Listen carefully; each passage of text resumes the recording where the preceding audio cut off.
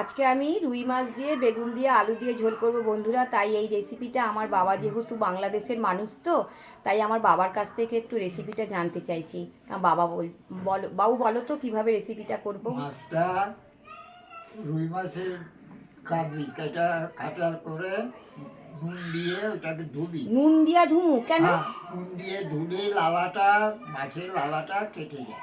আচ্ছা, তারপরে কি করব? তারপরে ওইটাকে রাইখা দিবি। আর তো বেগুন আলু কাটবি, কাইটা ওখানে রাইখা মাছটাকে কড়া করে ভাজবি। আচ্ছা। মাছটা কড়া করে ভাইজা মাছটা উঠিয়ে রেখা বেগুন আলু আর ওইটাকে তেল দিয়ে ওটা কষাবি তার ভিতরে জিরা আদা লঙ্কা দিয়ে একটু গোলমরিচে দিয়ে দেবো। গোলমরিচ সেইটা যার যার রুচি মতো দিলে ঠিক হয়।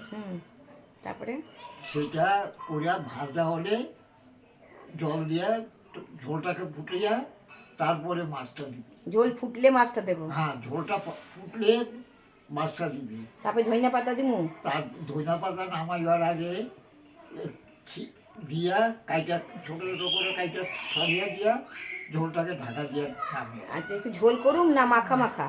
মাখা মাখাও করতে পারি, যার যেরকম রুচি। মাখা মাখার টেস্ট আলাদা হয় আর ঝোলের টেস্ট আলাদা হয়। আচ্ছা, আদা জিরা বাটা দিমু, তাই তো? হ্যাঁ, আদা জিরা লঙ্কা দেয় ওইটা। ঠিক আছে, দেখি